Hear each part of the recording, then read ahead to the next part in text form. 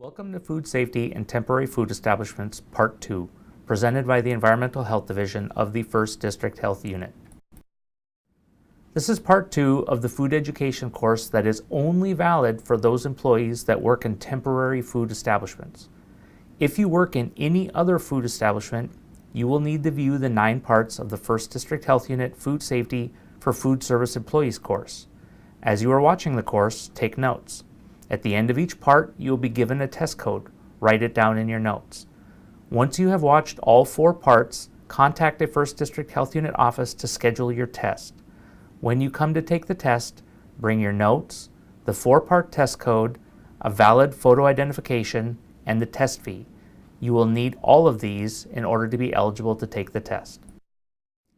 This section covers food, including TCS foods, non-TCS foods, and good food handling practices. TCS foods are those foods that can support the growth of disease-causing bacteria. These foods must be kept at specific temperatures to prevent the growth of these disease-causing bacteria. TCS foods include the following: any food that comes from animals, whether it is raw or heat-treated.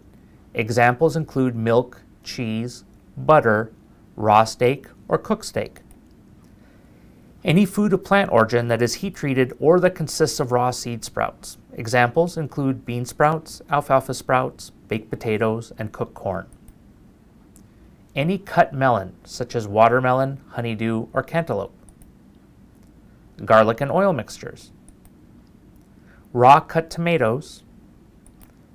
And any cut leafy greens, such as kale, spinach, or escarole. Cut leafy greens does not include cut herbs. Non-TCS foods are those foods that do not support the growth of disease-causing bacteria. Non-TCS foods do not have storage temperature requirements, and they include foods like bread and most other baked goods, canned goods that are still sealed in their can, and whole, raw fruits and vegetables. To grow on food, bacteria need several things, 2 of which are temperatures that are in the danger zone and a certain amount of time spent at danger zone temperatures. The danger zone is the entire temperature range that starts at 41 degrees Fahrenheit and extends up to 135 degrees Fahrenheit. The bacteria that cause foodborne illness grow and multiply in the danger zone. It is important to keep TCS foods out of the danger zone so as to not allow the growth of disease-causing bacteria. It is important to keep TCS foods out of the danger zone during storage and during both hot and cold holding.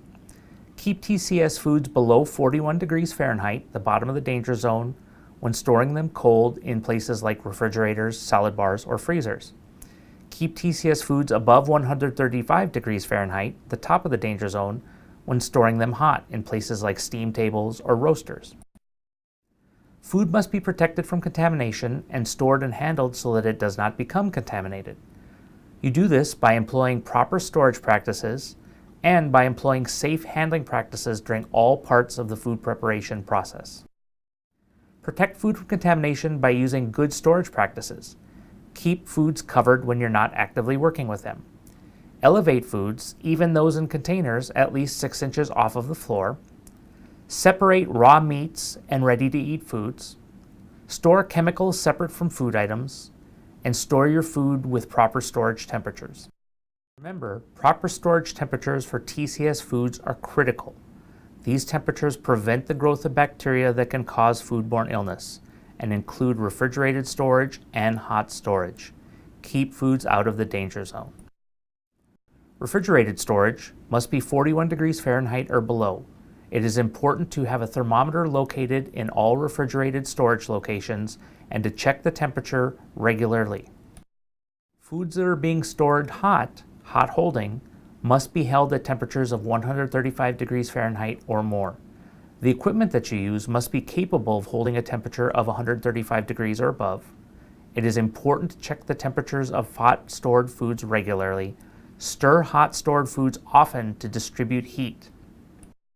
Good handling practices protect food from contamination from the environment, which includes care of food contact surfaces, and from employees, which includes preventing bare hand contact and using proper preparation processes for food. Food contact surfaces are those parts of equipment that come into contact with food, and any part of any equipment that food can run or drip off of back into the food. Food contact surfaces must be clean to sight and touch. Food should only come into contact with surfaces that have been cleaned and sanitized first. Food contact surfaces should not be contacted by non-food items, such as this phone charging cord. Food should also only come into contact with surfaces that are intended to be food contact surfaces. Dispensing utensils must have a handle. The handle is not a food contact surface and should never contact the food, such as the handles of these ice scoops. Dispensing utensils should be stored in the food with the handle above the top of the food and the container. They can also be stored on a clean portion of the food preparation table or area, as long as the utensil and area where it is sitting are cleaned at least once every 4 hours. They can also be stored in a running water dipper well or in a container of water that is held above 135 degrees Fahrenheit or below 41 degrees Fahrenheit. Another good handling practice is to avoid bare hand contact. Bare hand contact with ready-to-eat foods is prohibited. It is important to minimize bare hand contact with foods that are not ready-to-eat foods.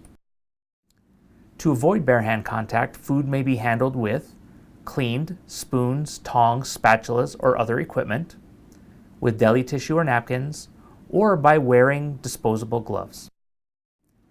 To properly use disposable gloves, you should wash your hands before putting them on and when you change to a fresh pair.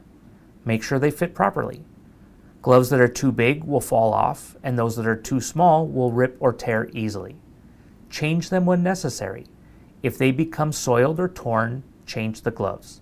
If you switch tasks, change gloves. If you work with food continuously for 4 hours or more, change them at least once every 4 hours. Change them after you handle any raw meat products before handling cooked or ready-to-eat foods. When you remove them, grasp them at the cuff and peel them off inside out over your fingers. Avoid touching your palm or fingers with the glove. Never wash and reuse food handling gloves. They should be used for only one food handling task and then discarded. Things not to do when wearing gloves include handling non-food items like your phone, or opening packages or containers of food, or handling dirty tableware or utensils or equipment, or handling money, or touching your face or your hair or your clothes, or handling garbage or trash. Remember, if it would make your hands dirty, it will make your gloves dirty too. This is the end of Part 2. The test code for Part 2 is 11.